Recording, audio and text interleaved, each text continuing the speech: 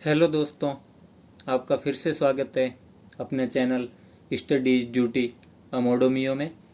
हम पढ़ रहे थे राजस्थान में 1857 की क्रांति, और पिछले वीडियोज में हम एरिनपुरा और बाकी छावनियों और कोटा में जन विद्रोह देख चुके थे। तो पिछले वीडियोज के बारे में कुछ बात कर लेते हैं कि कोटा में जो जन विद्रोह हुआ था वो एक तरह से सबसे सफल मान सकते हैं, क्योंकि क्रांति से अगर सबसे ज्यादा प्रभावित जनता जो हुई थी वो कहाँ की हुई थी? कोटा की। ये बात याद रखने की है कि सबसे ज्यादा जनता क्रांति से प्रभावित कौन सी हुई? सबसे ज्यादा, इसका मतलब सबसे ज्यादा वो थी कोटा की। और 6 महीने तक उन्होंने शासन अपने हाथ में ले लिया था। राजा को क्रांतिकारियों ने नजरबंद कर लिया था, 6 महीने तक शासन अपने हाथ में ले लिया था। और दूसरी बात हम उसके बारे में ये बता सकते हैं कि कोटा को वापस पाने में और राजा को छुड़वाने में मदद किस राजा ने की थी? तो करौली की राजा मदन पाल ने। और उसको बाद में तोपों की सलामी उसकी बढ़ा दी गई, 17 कर दी गई, और उसको उपाधि भी दी गई। उपाधियां अलग अलग टाइप की होती है, उनको याद करने का वैसे कोई मतलब नहीं है, फिर भी अगर याद रखनी हो तो मदन पाल को जो उपाधि दी थी उसका नाम था GCSI। ये SI मतलब ये तो बहुत लंबा मतलब कह सकते हैं लफड़ा है उपाधियों का। जो इंडियन एम्पायर था ब्रिटिश लोगों का, उसमें वो अलग अलग उपाधि महारानी विक्टोरिया ने तय कर रखी थी। उसमें भी 3 टाइप की थी, और तीनों में 3 चीजें तो सेम थी, जैसे GC और फिर KC और फिर C। ये 3 चीजें सेम थी।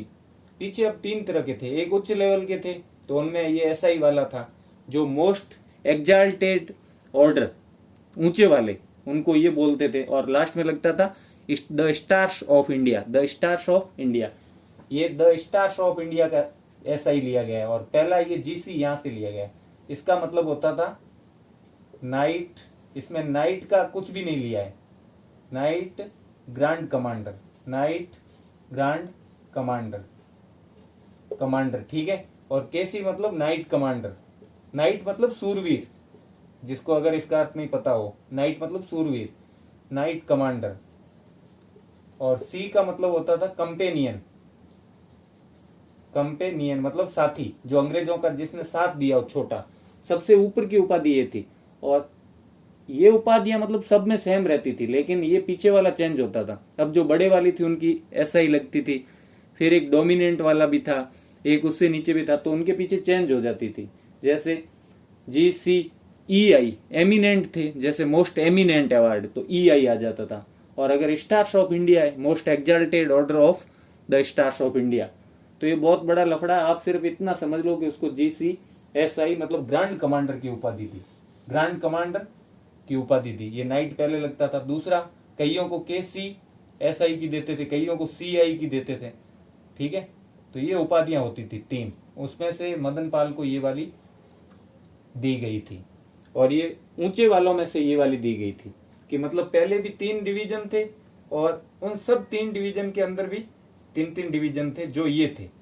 पहले 3 डिवीजन, ऊंचे वाला, मीडियम वाला और उससे नीचे वाला सबसे लोअर। तो उन तीनों में ये 3-3 सब में आते थे पहले वाले, ठीक है। तो उसको दी गई थी ग्रांड कमांडर, मतलब night grand commander stars of India, GCSI। थोड़ा सा अगर ऑप्शन आए तो अपने को GC इतना पहले का याद होना चाहिए, करेक्ट हो जाएगा। अगर पीछे का चेंज कर सकते हैं, वैसे इतना डीप में नहीं पूछते हैं, क्योंकि उनको खुद को भी नहीं पता रहता कि ऐसी कोई उपाधियां भी थी, मोस्ट एमिनेंट, मोस्ट एग्जाल्टेड, ठीक है। तो आपको इतना याद रखना है, GCSI ये उपाधि दी थी। ये तो कोटा से संबंधित बात हो गई।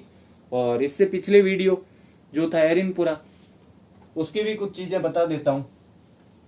वापस देखने पे कुछ अगर मेरे को महसूस होता है कुछ रह गया है, या फिर कुछ वापस बताना चाहिए, ज्यादा इंपॉर्टेंट है, तो मैं उसकी अगले वीडियो में बात करूंगा। तो एरिनपुरा में जो सुगाली माता इष्ट देवी थी, किसकी? आहुआ ठाकुरों की, उनकी मूर्ति जो थी वो 10 सिर 54 हाथ की थी, ये बता चुका था मैं। लेकिन ये काले संगमरमर की बनी हुई थी। किसकी बनी हुई थी? काले संगमरमर की। और दूसरी बात मैं ये बताने वाला था कि जिन ठाकुरों ने आहुआ के ठाकुर का साथ दिया था, कुशाल सिंह का, 3 जो थे, आसोप, आलणियावास और गूलर के ठाकुर, उनका बाद में क्या हुआ। जैसे आसोप के जो ठाकुर थे वो दिल्ली की तरफ जा रहे थे, नारनौल में युद्ध हुआ गेराल्ड के साथ और वापस फिर वहां से हार गए थे। तो वापस लौटने पर क्या होता है, जब आहुआ पर हमला होता है ना, दिल्ली को जब अंग्रेज वापस अपने कब्जे में ले लेते हैं, वहां से क्रांतिकारी यहाँ से तो दिल्ली चले जाते हैं जो आहुआ में रुके होते हैं, तो पीछे आहुआ में बहुत कम होते हैं और फिर अंग्रेज आहुआ पे हमला करते हैं, मैंने बताया था। और उसको वो आहुआ के जो ठाकुर होते हैं वो तो चले जाते हैं मेवाड़ सहायता लेने, पीछे उनका भाई पृथ्वी सिंह लड़ता है, लेकिन आखिर में अंग्रेज जीत जाते हैं, लूटपाट मचाते हैं और सुगाली माता की मूर्ति ले जाते हैं। तो इसमें एक बात यह है कि कैसे जीते थे, तो उसमें यह भी कहा जाता है कि जो किलेदार था ना आहुआ का, उसको उन्होंने, अंग्रेजों ने रिश्वत दे दी थी, इस वजह से वो जीत गए थे और काफी दिन युद्ध चला था। फिर भी काफी युद्ध किया आहुआ वालों ने, 700 सैनिक, मतलब बहुत कम सैनिक होते हुए भी, क्योंकि क्रांतिकारी तो सारे दिल्ली की तरफ बढ़ चुके थे, पीछे सिर्फ यहाँ के सैनिक ही रहे थे। तो उनमें भी क्या किया था, किलेदार को आहुआ में, जो आहुआ का युद्ध था, लास्ट युद्ध आहुआ का युद्ध, उसमें किलेदार को खरीद लिया था। और फिर उससे पहले उन्होंने क्या किया, आसोप, गूलर और आलणियावास, जो तीनों सहायता देने वाले ठाकुर थे, आसोप, गूलर और आलणियावास, यहां पर भी इन्होंने हमला किया और इनसे ठाकुरों से जागीरें छीन ली, उन्हें एक तरह से डाकू घोषित कर दिया और इनसे जागीरें छीन ली। और एक और ठाकुर था जिसने, सिरियाली वाला ठाकुर, जिसने आहुआ के ठाकुर की सहायता की, उसको भी पकड़ के, सिरियाली वाले ठाकुर को भी पकड़ के तख्त सिंह को सौंप देते हैं। ये मैंने बता भी दिया था शायद, सिरियाली ठाकुर को किसको सौंप देते हैं पकड़ करके, राजा तख्त सिंह को। बहुत सारे थे ना आहुआ के ठाकुर की सहायता करने वाले, मेवाड़ के ठिकानों वाले भी थे, सलूम्बर, रूपनगर वगैरह, मारवाड़ के भी आसपास वाले थे, लांबिया, भीवलिया बताया था मैंने। और एक खेजड़ला ठाकुर, ये भी बता देता हूं मैं, खेजड़ला ठाकुर था, उसने भी कुछ सैनिक भेजे थे आहुआ वालों के साथ। इसका नाम मैं शायद भूल गया या लिया नहीं लिया पता नहीं उन ठिकानों के साथ, क्योंकि काफी ठिकानों के नाम बताए थे मैंने। लेकिन खेजड़ला वाले जो ठाकुर थे उन्होंने भी कुछ सैनिक आहुआ की सहायता हेतु पहले भेजे थे। जब बीच वाले जो युद्ध हुए थे ना दोनों, उसमें कुछ सैनिक भेजे थे। ये तो लास्ट युद्ध है आहुआ वाला, बिठोड़ा का युद्ध, चेलावास का युद्ध, तब इन्होंने सहायता की थी। तो ये थी अपने एरिनपुरा की कुछ बातें। ये याद रखना, आपकी किलेदार को खरीद लिया था। और अब आज हम बात करेंगे किसकी, जो बचे हुए रियासतें हैं, क्योंकि छावनिया और कोटा का जन विद्रोह, इसके नाम में भी क्या है, जन विद्रोह लग रहा है, मतलब इसमें जनता पूरी तरह से शामिल थी। जनता का बहुत बड़ा अगर किसी जगह पे योगदान था क्रांति में राजस्थान में, तो वो था कोटा में। 6 महीने तक शासन क्रांतिकारियों ने अपने हाथ में ले लिया था। तो आज हम पढ़ेंगे बाकी रियासतों में जो छोटे मोटे किसी भी जगह अगर क्रांति हुई थी उनके बारे में, जैसे धौलपुर, जयपुर, बीकानेर वगैरह सभी।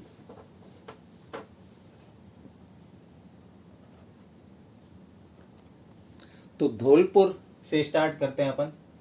पहली बात तो ये कि धौलपुर में विद्रोह करने वाले कौन थे, कैसे विद्रोह हुआ।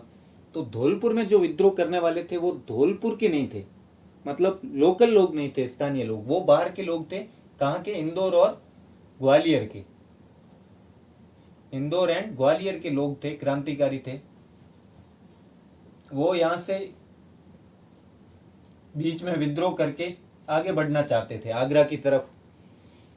तो उन्होंने पहले धौलपुर पर अटैक किया और वो मंथ था अक्टूबर का। अक्टूबर 1857 में वो धौलपुर के अंदर आए और धौलपुर में आके यहाँ से इंदौर और ग्वालियर के क्रांतिकारी धौलपुर आते हैं। और धौलपुर में आके जो धौलपुर के राजा के अधिकारी थे और सैनिक थे, वरिष्ठ अधिकारी और सैनिक, उनको भी अपने पक्ष में कर लेते हैं और कुछ जनता को भी उनसे मिल जाते हैं। वरिष्ठ अधिकारियों, धौलपुर के सेना के अधिकारी, अन्य राजा के जो अधिकारी थे, उनसे मिलके ये धौलपुर में विद्रोह करते हैं। और 27 अक्टूबर के दिन ये धौलपुर पर कब्जा कर लेते हैं और कब्जा करके फिर राजा पे दबाव भी बनाते हैं और बाद में लूट लेते हैं धौलपुर से बहुत सारी बंदूकें और स्टेन गन, 2 स्टेन गन भी लूट लेते हैं वो बंदूकों के साथ। और तो पहले क्या लूटते हैं वो, बंदूकें, और तब इनका साथ वहां का जो मुख्तार होता है, या अपन दीवान बोल सकते हैं, प्राइम मिनिस्टर, मतलब एक तरह से प्रधानमंत्री जो वो था, जैसे मैंने बताया था वरिष्ठ अधिकारी मिल गए थे, देवा गुर्जर या देवहंस गुर्जर, देवा गुर्जर, वो भी उनका साथ देता उस वक्त। वैसे इसके बारे में कहा जाता है कि देवहंस गुर्जर ने 1861 में बाद में भी विद्रोह किया था और बहुत जगह तबाही मचाई थी, आगरा में भी। तो ये बंदूकें लूट करके कहाँ बढ़ते हैं आगे, आगरा की तरफ। अब इसमें कुछ पुस्तकों में ऐसा लिखा रहता है कि ये जब इस विद्रोह को दबा दिया गया तो उसके बाद देवहंस गुर्जर जो मुख्तार था, मुख्तियार, धौलपुर में दीवान को, जैसे कोटा में दीवान बोलते हैं, वहां पे उसको क्या बोलते थे, मुख्तियार, तो वो था देवा गुर्जर, देवहंस गुर्जर, ऐसा नाम भी लिखा सकता है।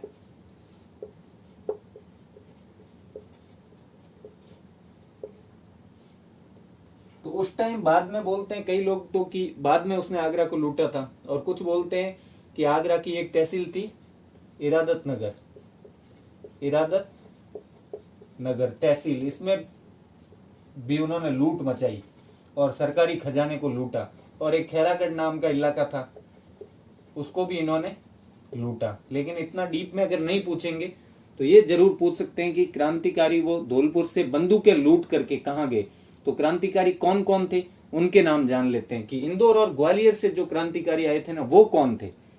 बाद में ये वरिष्ठ अधिकारी देवा गुर्जर वगैरह इनसे मिल गए थे, लेकिन वहां से कौन आए थे, तो वो 2 लोगों के नेतृत्व में आए थे, राव रामचंद्र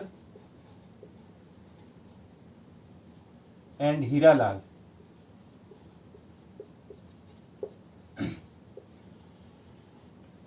ये 2 लोग थे, इनके नेतृत्व में ये कहाँ आते हैं, धौलपुर, और देवा गुर्जर वहां उससे साठ गांठ करके सारे वरिष्ठ अधिकारी मिल जाते हैं। ये तो एक तरह से मतलब ये भी चीज हो सकती है कि वो राजा के विरुद्ध पहले से ही, राजा के विरुद्ध उनकी कोई प्लानिंग थी, वो राजा से पहले से ही गुस्सा थे, ये लोग जो वरिष्ठ अधिकारी वगैरह हटाना चाहते थे। तो मौका देख के जब ये क्रांतिकारी आए तो इन्होंने भी इनका साथ दे दिया और बंदूकें लूट करके कहाँ चले गए, आगरा। इतना याद रखना जरूरी है। अब बाद में इस देववंश गुर्जर को, इसने जब 1861 में बाद में तबाही मचाई आगरा के कुछ इलाकों में, उनको लूटा, क्योंकि उसने सोचा अब जस्ट क्रांति हुई है तो इतनी ज्यादा सुरक्षा नहीं थी, तो उसके बाद इसको गिरफ्तार करके कहाँ भेज देते हैं। अब हिस्ट्री बुक में कई बार कई चीजें आधी अधूरी आती है, गिरफ्तार करके इसको बनारस भेज देते हैं। तो अब हो सकता है कि बीच की चीजें नहीं दे रखी और सीधा दे रखा हो कि देववंश को कहाँ भेज दिया, चाहे उसको क्रांति वाले गुनाह के कारण भेजा हो चाहे बाद वाले, लेकिन कहाँ भेज दिया था, गिरफ्तार करके बनारस। अगर ये क्वेश्चन आ जाता है कि उसको कहाँ भेजा गया, गिरफ्तार करके बनारस। ऐसे ही अलवर के जो क्रांतिकारी थे ना, अलवर के जो विद्रोही थे अधिकारी खुद, उनको भी बाद में हटा के कहाँ भेज दिया था, बनारस भेज दिया था। तो ये स्टोरी हुई थी। और अगर भूल से कभी क्वेश्चन बन जाए कि आगरा में उन्होंने कहाँ लूट मार की, कहाँ की सरकारी खजानों को लूटा, तो इरादत नगर के तहसील को लूटा और खैरागढ़ इलाके को लूटा। ये दोनों चीज याद रखनी है आपको। वैसे ये ज्यादातर पढ़ाते नहीं है क्योंकि इसमें सस्पेंस है। कई लोग लिखते हैं इन जो लूटमार हुई थी वो देवा गुर्जर, देववंश गुर्जर ने बाद में की थी 1861 के टाइम, और क्रांति को दबाने के बाद इसकी प्लानिंग सारी स्टार्ट हुई थी देववंश की, तब उसको हटा के भेज दिया था बनारस। लेकिन अगर कई बार क्या होता है बुक्स में सीधा इस चीज को तो गायब कर देते हैं, क्रांति और 1861 को साथ मिला देते हैं और क्या बोल देते हैं कि बंदूकें लूटी, आगरा में भी लूटमार मचाई, इरादत नगर को लूटा। तो अपने को ये सारी चीज ऐसे याद रखनी कि अगर कोई क्वेश्चन बने तो अपने से अटेम्प्ट हो जाए। ठीक है, तो ये थी अपने लूटमार की कहानी। अब जब क्रांति चल रही थी तो फिर उसको आजाद किसने करवाया, कौन आया, तो अंग्रेज लोग तो आए ही, लेकिन साथ में इसका साथ सबसे ज्यादा किसने दिया, धौलपुर के राजा का, तो वो था पटियाला का राजा। उसने इस विद्रोह को दबाया था। तो एक क्वेश्चन ये भी बन सकता है कि ऐसी कौन सी रियासत थी जहां विद्रोह करने वाले भी बाहर के और दबाने वाला भी बाहर का, तो वो धौलपुर थी। करने वाले इंदौर और ग्वालियर के थे, वो आए तभी तो वरिष्ठ अधिकारी उनसे मिले, शुरुआत उन्होंने की थी। और दबाया किसने था विद्रोह को, विद्रोह को दबाने में किसने सहायता की थी, पटियाला नरेश ने, पटियाला का राजा। वैसे नाम इसका पूछते नहीं है, लेकिन अगर पूछ ले तो नरेंद्र सिंह नाम था। सिख राजा था ये, और पटियाला से इनके रिश्तेदारी थी धौलपुर वाले जाट राजाओं की। धौलपुर में कौन राजा था? जाट राजा था, भगवंत सिंह। ये पहले वीडियो में बता चुका हूं, इसलिए कई बार अगर राजा का नाम नहीं बताऊं तो पिछले वीडियो में शुरुआत में ये चीजें बता रखी है कि राजा कौन थे, पीए कौन थे। जाट राजा था, कौन था? भगवंत सिंह। और उसकी रिश्तेदारी कहां पे थी? पटियाला में, इसलिए वो पटियाला नरेश विद्रोह को दबाने के लिए आए थे। तो ये पूरी स्टोरी थी अपने धौलपुर के राजा की।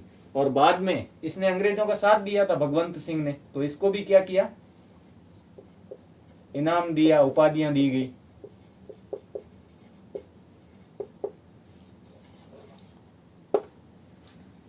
अब हम अगला देखेंगे धौलपुर के नजदीक रियासत भरतपुर।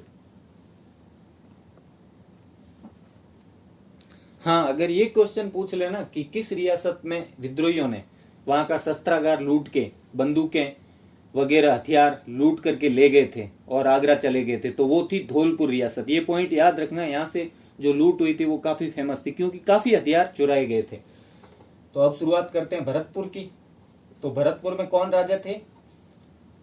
जाट राजा। भरतपुर तो बहुत फेमस है, बजियो भलो भरतपुर आड़ो। यहाँ जाट राजा थे, उनका नाम था जसवंत सिंह, जो नाबालिग थे। क्या नाम था राजा का? जसवंत सिंह। ये नाबालिग थे, तो सरकार फिर कौन चलाएगा? एक कमेटी बना रखी थी, काउंसिल, और उस काउंसिल का हेड कौन होता था? जो वहां का पीए होता था। और उस वक्त पीए कौन था 1857 की क्रांति के दौरान? मॉरिसन, जो कि मैं पिछले वीडियोज में बता चुका हूं, पीए के नाम में बताया था मैंने। तो पीए कौन था? मॉरिसन। अब हर जगह लगभग यही बताते हैं आप, हर जगह क्या 99.99% यही चीज बताते हैं कि वहां पीए मॉरिसन था। लेकिन इस चीज में भी एक थोड़ा सा सस्पेंस है। अगर भूल से कभी दे दे कोई नाम, मॉरिसन का नाम ही नहीं दे रखा हो, कभी ऐसा क्वेश्चन कोई बना दे, तो आप उसका क्या उत्तर दोगे? तो इसके लिए एक बात आपको सुननी पड़ेगी, पुरानी स्टोरी है कि वहां पे भरतपुर में पहले क्या हुआ था कि भूमि बंदोबस्त करना चाहते थे अंग्रेज। तो मॉरिसन को बोला, पीए मॉरिसन था उस वक्त, तो मॉरिसन को बोला कि आप इस भूमि बंदोबस्त में हिस्सेदारी लो और भूमि बंदोबस्त करवाओ। लेकिन मॉरिसन उसमें इंटरेस्टेड नहीं था। ये 1857 की क्रांति से जस्ट पहले की ही बात है। तो मॉरिसन जब इंटरेस्टेड नहीं था, तो वो अंग्रेज इससे परेशान हो गए, इसको हटाना चाहते थे कि मॉरिसन एक तरह से काम करना नहीं चाहता, क्योंकि वो तो भूमि बंदोबस्त करवाना चाहते थे। तब उन्होंने एक आदमी था जिसका नाम था कैप्टन जेपी निक्सन। तो ये नाम भी अगर दे दे, वैसे तो ये मैं बोल रहा हूं किसी वीडियो, लगभग जिसने कोई भी बुक भी पढ़ी होगी, बहुत कम ने ये नाम देखा होगा, बहुत कम ने पढ़ा होगा, लेकिन ये रियल बात है कि अंग्रेज जो लोग हैं, अंग्रेज लोग जो राइटर होते हैं, वो उस टाइम का पीए भरतपुर में कई लोग इसका नाम लिख देते हैं, जेपी निक्सन, क्योंकि इसको हटाने की बात चल रही थी। क्योंकि भूमि बंदोबस्त के लिए बाद में किसको भेजा? इसको। और ये भूमि बंदोबस्त कर ही रहा था बेचारा, तब तक इस खुद का बंदोबस्त करने की नौबत आ गई बोरिया बिस्तर बांध के, क्योंकि 1857 की क्रांति हो गई उस वक्त। तो अब मॉरिसन तो उसमें जब हटाने की बात चल रही थी, वो तो बिल्कुल इंटरेस्टेड नहीं था। जबकि किताबों में ये पढ़ाते हैं मॉरिसन ने ये किया, मॉरिसन ने वो किया, सेना लेके गया। कई टीचर सही भी पढ़ाते हैं कि मॉरिसन भाग गया था, तो भागा तो ये भी था बाद में एक बार। तो ये थोड़ी, अब जेपी निक्सन वहां था, तो अंग्रेज जो इससे बड़े अधिकारी थे, उन्होंने तो इसको ही बोला होगा ना कि तुम संभालो अब पीए का काम, और मतलब इस विद्रोह को दबाओ, राजा की सहायता करो, क्योंकि ये तो नाबालिग था। और जो काउंसिल बनी होती थी उसका हेड कौन होता था? पीए ही होता था। तो इसको ही बोला। तो ये पहले तो सेना लेके कुछ जगह ये गया भी बेचारा, लेकिन बाद में ये भी कहाँ चला गया था? आगरा।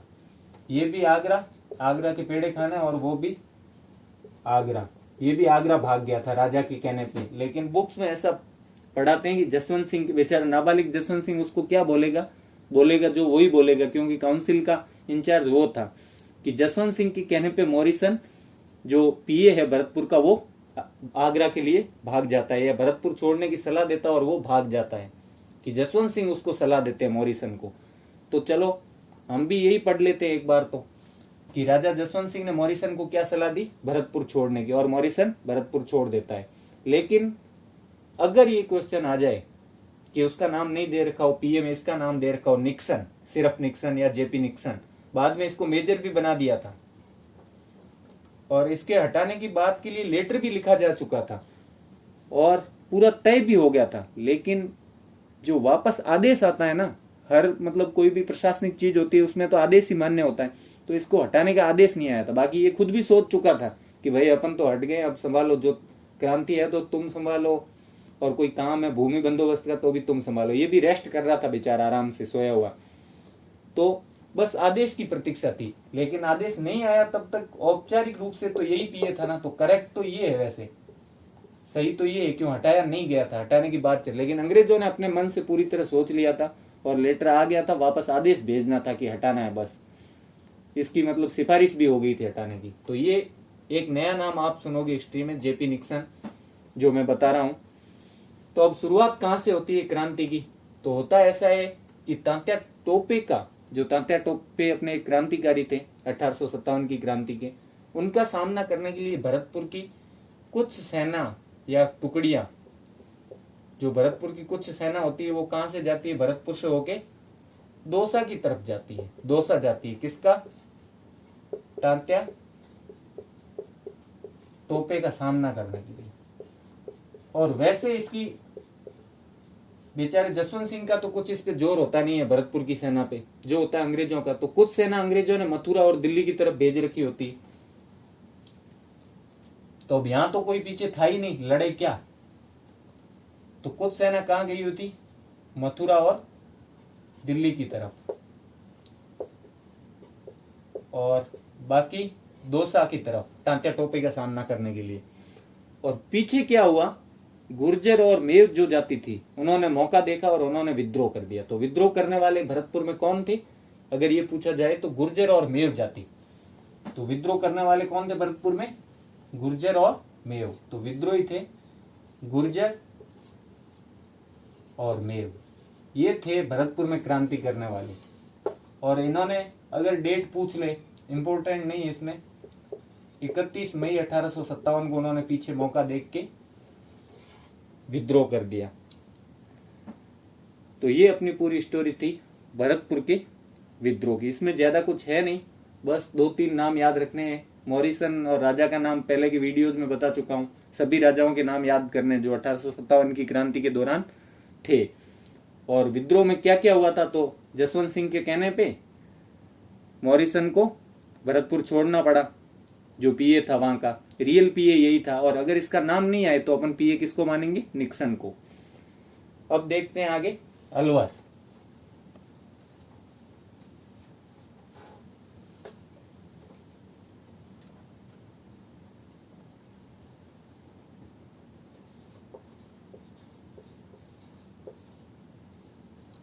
अब अलवर में कौन राजा था, तो अलवर में हमारे राजा थे बन्ने सिंह। इसकी ट्रिक भी बताई थी मैंने, बन्ना लवर, बन्ना लवर, बन्ने सिंह, या कहीं पे इसका नाम विनय सिंह भी लिखा है, बन्ने सिंह, या थोड़ा ज्यादा हिंदी में बोलेंगे तो विनय सिंह ही होगा। विनय सिंह लिखा है तो वही है, कंफ्यूज मत होना। कई बार क्वेश्चन इस कारण गलत कर देते हैं कि अपने को नाम ये याद होता है या वो होता है और ऑप्शन में दूसरा दे रखा होता है।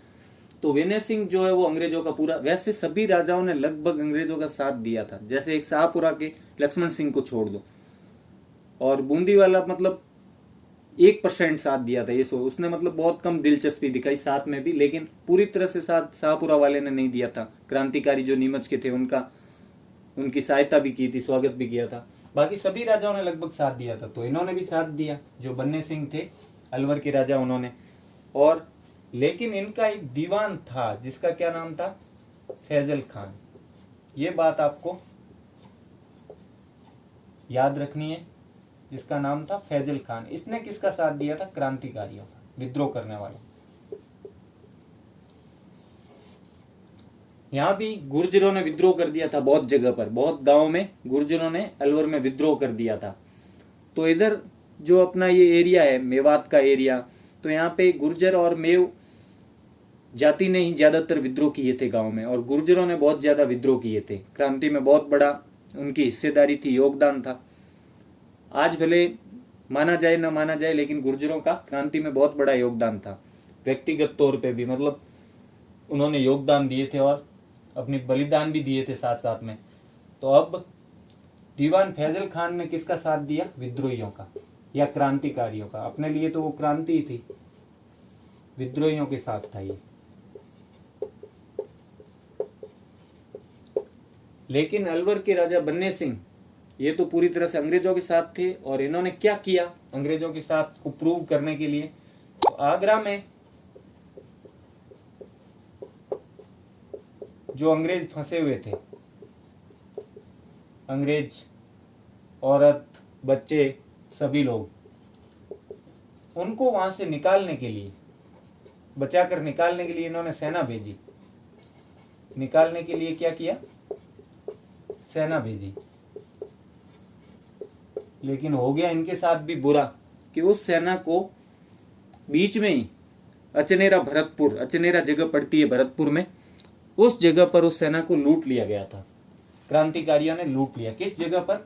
अचनेरा भरतपुर में। अछनेरा भी आता है कई जगह, अचनेरा, अचनेरा भरतपुर में पड़ता है ये। वहां पे अलवर की सेना को क्रांतिकारियों ने या विद्रोहियों ने लूट लिया। विद्रोहियों ने क्या किया? ने लूट लिया उनसे मुकाबला करके। और ये जा कहां रही थी? आगरा में अंग्रेज जो फंसे हुए थे उनको बचाने के लिए। तो ये साथ दिया था इन्होंने। और इसके बदले अलवर के राजा बन्ने सिंह को क्या मिला? तो बन्ने सिंह का कुछ ऋण था, वो भी अंग्रेजों ने चुकाया। मतलब उनको इनाम दिया एक तरह से और माफ किया उनका ऋण। और राजाओं से जो अलवर के राजा द्वारा ऋण लिया गया था वो भी अंग्रेजों द्वारा चुकाया गया। मतलब इनको एक तरह से इनाम दिया गया, रुपया पैसों का इनाम दिया गया, ठीक है, नगद। और दूसरी बात है, इनको गोद लेने की छूट भी दी गई और इनको भी उपाधियों से नवाजा गया। तो ये चीज थी अलवर के राजा की। अब ये नहीं पूछते हैं कि क्या मिला था। हाँ, किसी किसी का पूछ लेते हैं, जैसे मदन पाल है, उसको GCSI की उपाधि। बाकी क्योंकि हर राजा को कुछ न कुछ दिया गया था, तो इनको गोद लेने की छूट, ऋण के लिए जो चुकाना था वो पैसा वगैरह वगैरह दिए गए थे, ठीक है। अब अपन अगली बात करेंगे जो वो है टोंक की। तो टोंक के बारे में अपन बहुत कुछ तो देख चुके हैं, क्योंकि जब अपन नीमच की क्रांति पढ़ रहे थे तो उसके बीच में मैंने टोंक के बारे में बताया था। क्योंकि जो नीमच के ही क्रांतिकारी थे वो कहाँ से होते हुए गए थे? ये देवली टोंक होते हुए गए थे। तो जो कुछ बची कुची बातें या कोई वापस बतानी है वो मैं बता दूंगा इसमें। टोंक में उसमें राजा वहां पे कौन था? तो वहां पे नवाब होता था, मुस्लिम शासक था। और उस नवाब का क्या नाम था? वजीरुद्दौला। क्या नाम था? वजीरुद्दौला। क्योंकि मुस्लिमों ने पहले ये जो रियासत है ये भी ब्रिटिश ने, ये रियासत किसने दी थी? ब्रिटिश लोगों ने दी थी इनको। पिंडारी थे, अमीर खान पिंडारी, उनको ये टोंक का नवाब बनाया था और टोंक की रियासत प्रदान की थी। पिंडारी पहले खूब लूटमार करते थे, मराठों के साथ भी रहते थे और अंग्रेजों को भी बुरी तरह परेशान कर रखा था। और उन्हीं की औलाद अमीर खान पिंडारी का ही बेटा था वजीरुद्दौला। लेकिन वो किसके साथ था? अंग्रेजों का एकदम खास आदमी था। तो उसने तो किसका साथ दिया? अंग्रेजों का साथ। लेकिन जो इसका मामा था, मामा बोला नहीं भांजा, अब आपके साथ हम नहीं रह सकते, ये तो देश का सवाल है। तो मामा मीर आलम अलग ही आलम में था वो एकदम। मीर आलम खान ये विद्रोहियों के साथ था, मतलब क्रांतिकारियों के साथ। और जब नीमच वाले जब क्रांतिकारी देवली होते हुए जब यहाँ आए तो फिर मीर आलम खान ने उनका नेतृत्व भी किया। और ऐसा कहा जाता है कि 600 मुजाहिद मतलब सैनिक लड़ने वाले 600 मुजाहिद यहाँ से दिल्ली के लिए भेजे गए थे टोंक से। टोंक से गए थे दिल्ली के लिए। वो किसके लिए लड़ने के लिए? बहादुर शाह के लिए, मुगल राजा के लिए। तो मामा मीर आलम खान इसके साथ अकेला यही नहीं, अब जो सेना थी ना वजीरुद्दौला की, वो भी विद्रोहियों के साथ थी। उन्होंने ही नीमच के क्रांतिकारियों को निमंत्रण दिया था कि आप हमारे टोंक आओ, और टोंक में उनका स्वागत किया था। तो सेना भी किसके साथ थी? विद्रोहियों के साथ थी। सिर्फ ये अकेला जो नवाब था वही था बस अंग्रेजों के साथ कि भाई मैं तो तुम्हारे साथ हूँ, अब बाकी नहीं है तो मैं क्या करूं, मेरे से जो काम करवाना है करवा लो। तो सेना जो थी उसने क्या किया, उसने टोंक के नवाब को घेर के, वो छुप के बैठ गया था, तो उसको घेर के क्या किया, उससे बकाया वेतन वसूल किया। बकाया वेतन, नीमच वाले क्रांतिकारियों को इन्होंने निमंत्रण किया था, उनका स्वागत किया, और उनके साथ टोंक की सेना मिल गई थी। किसके साथ? नीमच प्लस देवली, क्योंकि नीमच वाले देवली होके आए थे। और देवली के विद्रोह के बारे में भी मैंने बताया था, और वो इतना कुछ बड़ा नहीं था, इसलिए नीमच जो छावनी थी उसके साथ ही देवली का पड़ाया था। तो उसमें देखना है, अगर नीमच में पहले अलग नेतृत्व करता थे, देवली में भी एक नेतृत्व करता था, उसका नाम बता देता हूँ, अगर पिछले वीडियो में नहीं बता रखा हो, और बता रखा है तो दोबारा बता देता हूँ कि नसीर मोहम्मद खान, उसका नाम था नसीर मोहम्मद खान। किसका? देवली वाले, देवली छावनी में जो विद्रोह हुआ था, वहां के अंग्रेज तो भाग गए, विद्रोह तो क्या हुआ था, ये बस देवली वाले नीमच वालों का इंतजार कर रहे थे, और टोंक वाले इन दोनों का इंतजार कर रहे थे कि इनके साथ मिलेंगे। तो पहले जब देवली में जो नेतृत्व कर रहा था, एक तो कोई ना कोई नेतृत्व करता होता है, वो था नसीर मोहम्मद खान। क्योंकि देवली अब कौन से जिले में आता है? टोंक में। तो मैं इसको भी टोंक में थोड़ा सा ये बता रहा हूँ देवली का, कि देवली के विद्रोह का नेतृत्व नसीर मोहम्मद खान ने, अलग से स्पेशली इसको याद रखना। अब क्या हुआ, जब नीमच देवली की सेना टोंक पहुंची तो इन सब ने मिलके साथ, फिर टोंक सैनिकों ने क्या किया, उनको और ज्यादा हिम्मत आ गई, अब तो भाई अपने साथ नीमच और देवली वाले भी हैं, तो इसको घेर के वजीरुद्दौला से बकाया वेतन वसूल किया, और फिर सब चल पड़े दिल्ली की तरफ कि चलो दिल्ली भाई। तो मामा मीर आलम खान के साथ दो और लोग भी थे जो विद्रोहियों का साथ दे रहे थे, जैसे भाई मोइनुद्दीन, जो वजीरुद्दौला का भाई लगता था, मोइनुद्दीन, खान बहादुर।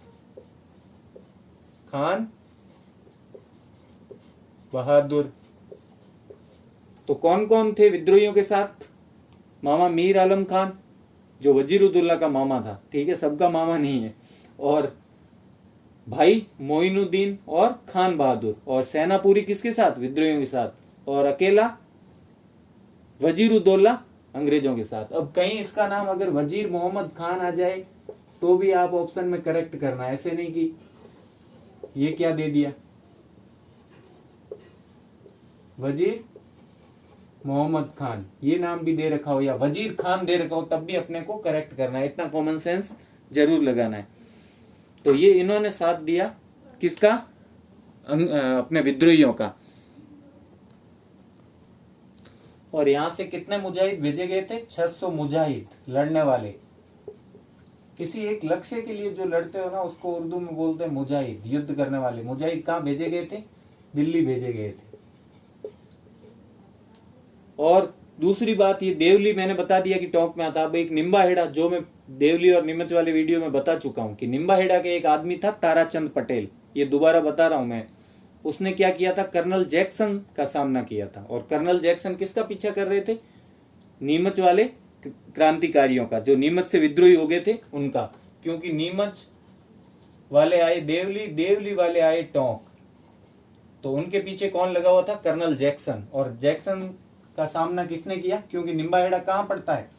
टोंक में, वो एरिया उस वक्त टोंक में, इसलिए इसको दोबारा यहाँ बताना जरूरी है कि निम्बाहेड़ा का आदमी, क्योंकि अब इतनी बड़ी कोई चीज है नहीं इन रियासतों में। अगर अपन क्रांति देखेंगे तो इतनी बड़ी कोई चीज पढ़ाने की है नहीं। तो जब भी हिस्ट्री में लिखते हैं, अब टोंक के बारे में लिखने हो तो 2 लाइन पे खत्म हो जाएगी कि वजीरुद्दौला ने साथ दिया, मामा मीर आलम ने विद्रोहियों का साथ दिया।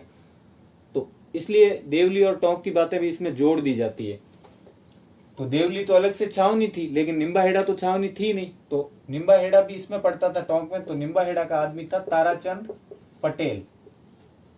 तो पटेल जी ने क्या किया?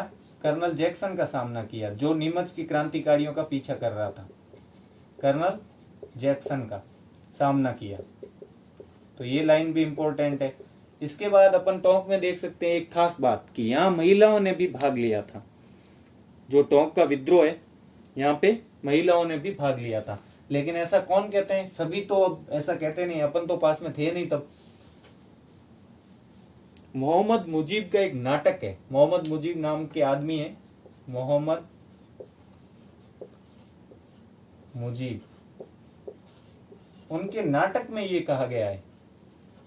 उनके नाटक का क्या नाम है? आजमाइश, आजमाइश। तो आजमाइश में ये कहा गया है कि टोंक के विद्रोह में महिलाओं ने भी भागीदारी निभाई थी।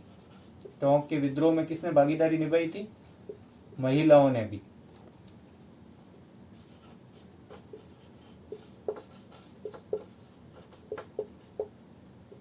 भी भाग लिया था।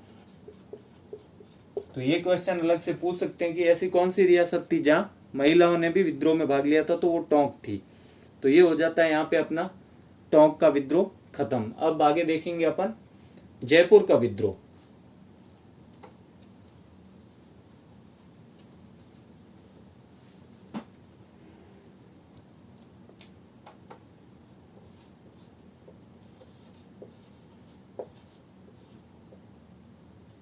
तो जयपुर का राजा कौन था?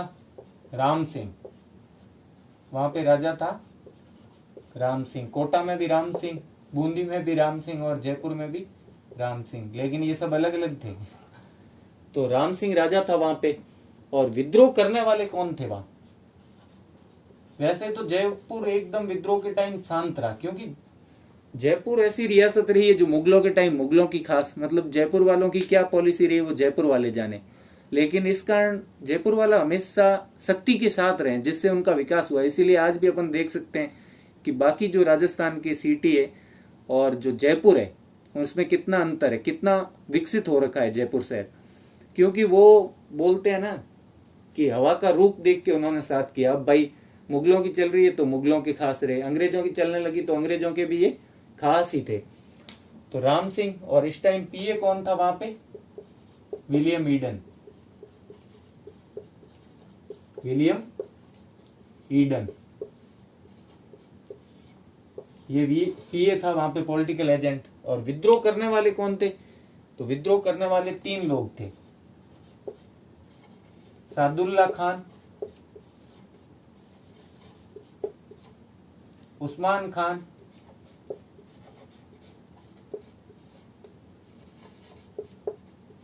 और विलायत खान।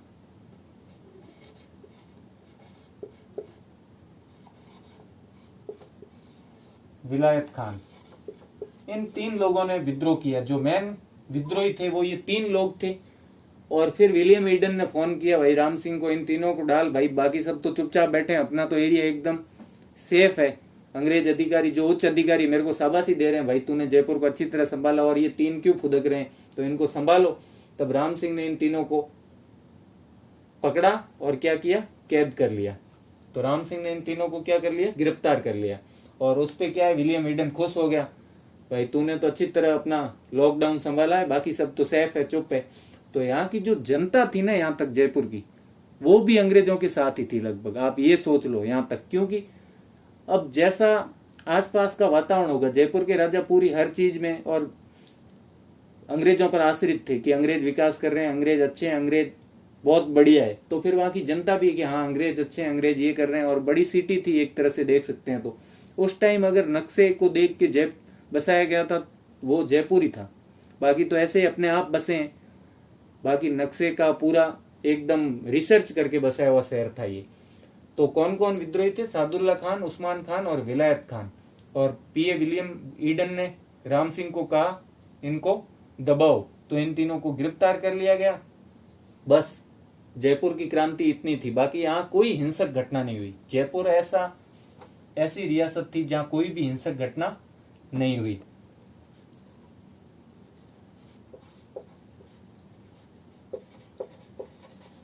हिंसक घटना नहीं हुई यहाँ पे, कोई भी हिंसक घटना नहीं, क्योंकि इन तीनों को गिरफ्तार कर लिया पहले ही।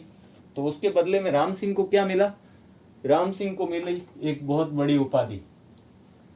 विद्रोहियों के नाम अच्छी तरह देख लेना, सादुल्ला उस्मान विलायत, और उस उपाधि का नाम था सितारे हिंद।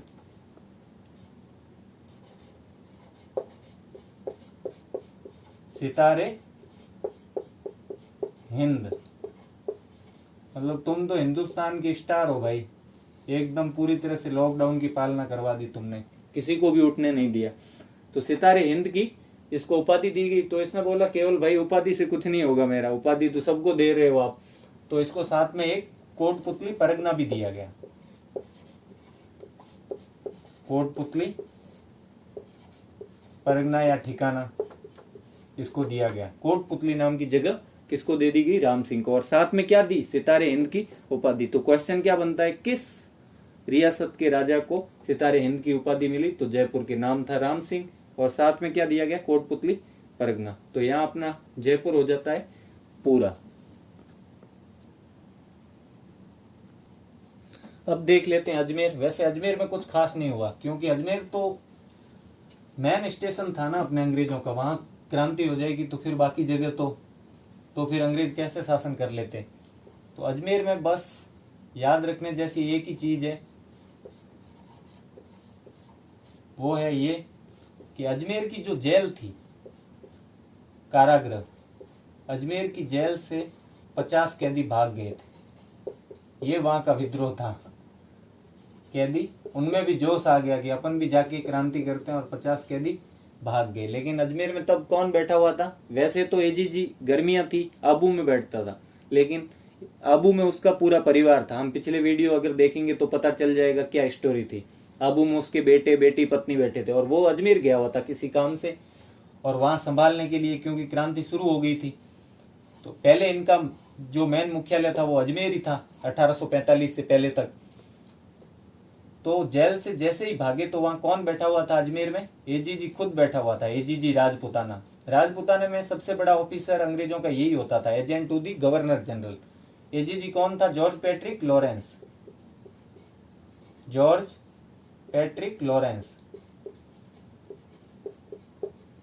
ये खुद वहां पे था। तो चढ़ गया ये घोड़े पे सवार होके, साथ में लिए कुछ सैनिक, और चलते हैं 50 कैदी के पीछे। तो इन्होंने इनका क्या किया? पीछा किया।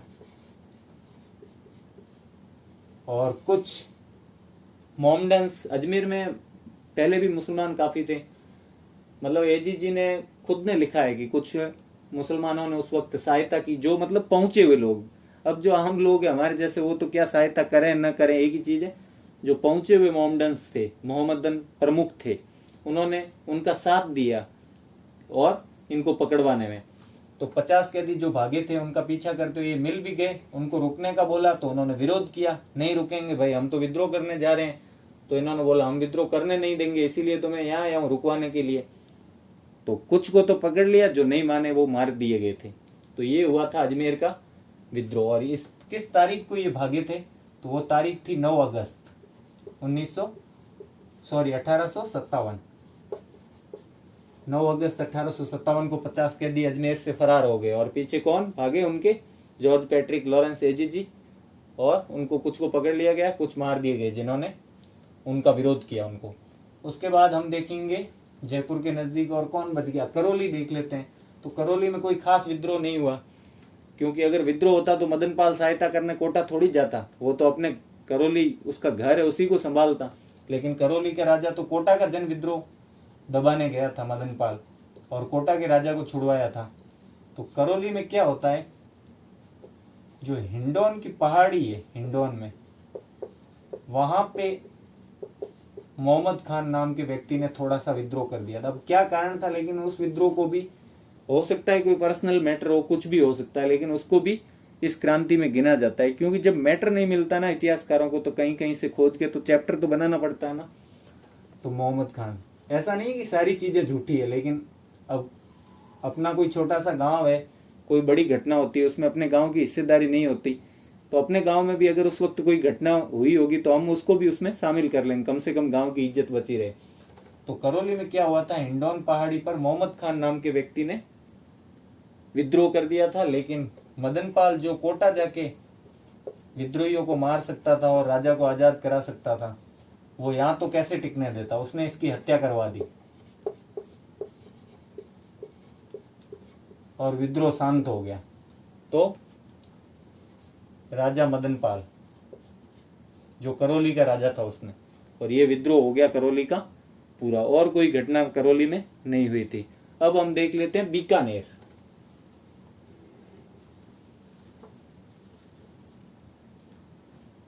तो बीकानेर में राजा जी थे उस वक्त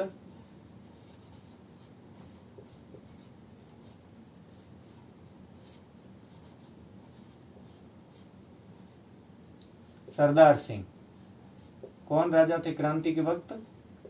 सरदार सिंह। ये 1857 की क्रांति के दौरान बीकानेर के राजा थे। तो सरदार सिंह ने भी क्या किया, अंग्रेजों का फुल सपोर्ट किया।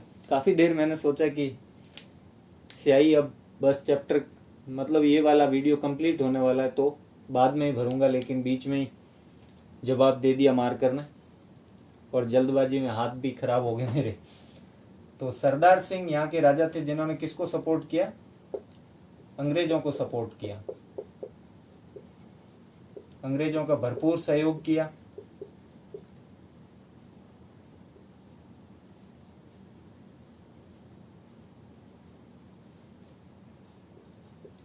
और एकमात्र सरदार सिंह ऐसे राजा थे जिन्होंने, एकमात्र ऐसे राजा जिन्होंने अपनी रियासत से बाहर जाके भी सपोर्ट किया। इनमें तो बहुत ज्यादा उत्साह आ गया था कि अब इनाम मिलने वाला है भाई, मैं भी कुछ करूं और बाकी राजाओं से ज्यादा इनाम लूं, मेरा तो नाम ही सरदार सिंह है, तो कुछ तो मिलना चाहिए ना सरदार सिंह को, तभी तो सरदार खुश होगा।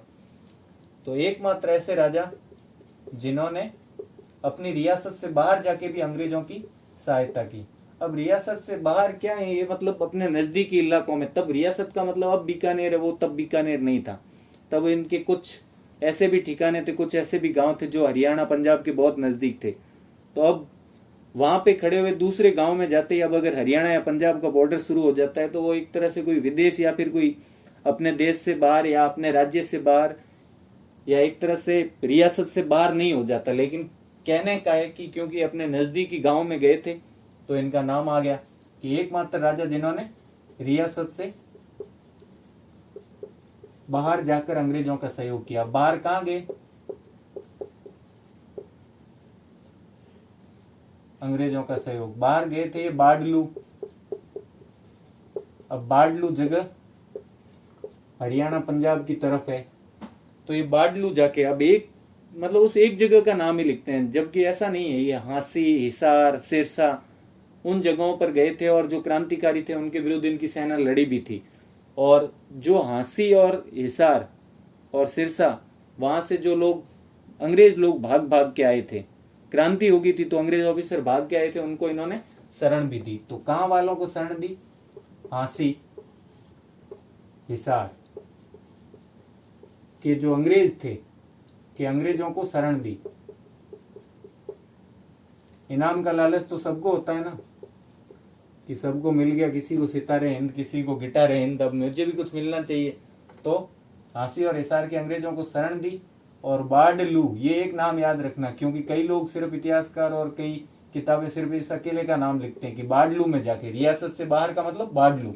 ऐसा नहीं है। बाडलू के अलावा सिरसा, हिसार जो अब जिले हैं, तब उन ये सेम जिले नहीं थे, लेकिन इन जिलों में जो जगहें थी उनमें काफी जगह पे सरदार सिंह की सेना गई थी। तो बाडलू में जाकर शायद बाडलू पंजाब में है मेरे हिसाब से, हो सकता है पंजाब में, या फिर हिसार। उस वक्त अगर देखें तो हिसार के नजदीक पड़ता था ये। तो अब कौन से राज्य में ये तो भगवान जाने, लेकिन इस जगह का नाम आपको याद रखना है कि बाडलू में जाकर उन्होंने अंग्रेजों की सहायता की। और इसीलिए कहा गया कि रियासत से बाहर जाके, तो रियासत से बाहर कौन सी जगह थी? बाडलू। और साथ में वो कहाँ गए थे? हिसार, सिरसा और हांसी के इलाकों में भी गए थे। अगर ऑप्शन में नहीं आए और ये चारों ही साथ में ऑप्शन में दे रखा हो तब तो यही करेक्ट है, और अकेला अलग से ऑप्शन में ये चार ऐसे दे दे, हिसार, सिरसा, हांसी या बाडलू, तब बाडलू लिखना है। और वैसे शायद हिसार के नजदीक ये बाडलू पड़ता है, तो एक तरह से अब तो शायद हिसार जिले में आता हो, तो भी हो सकता है कि हिसार में आता हो।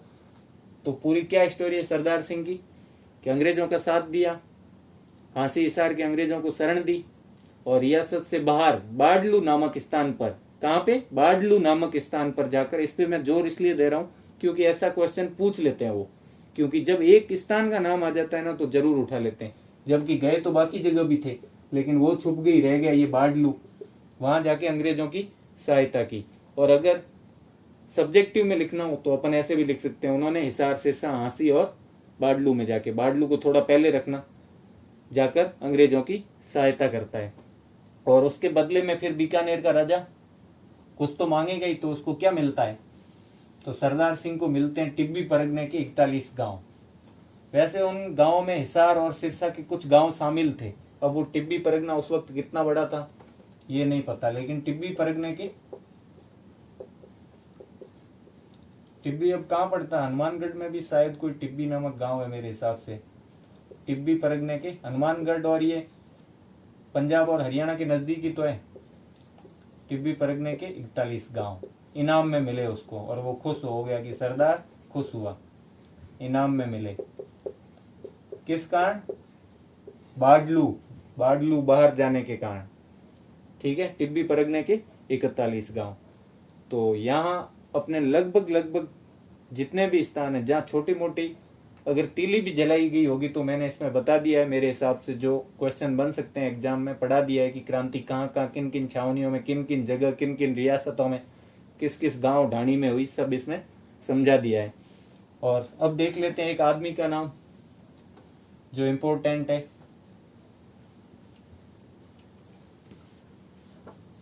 अमरचंद बांठिया। क्या नाम है इनका, अमरचंद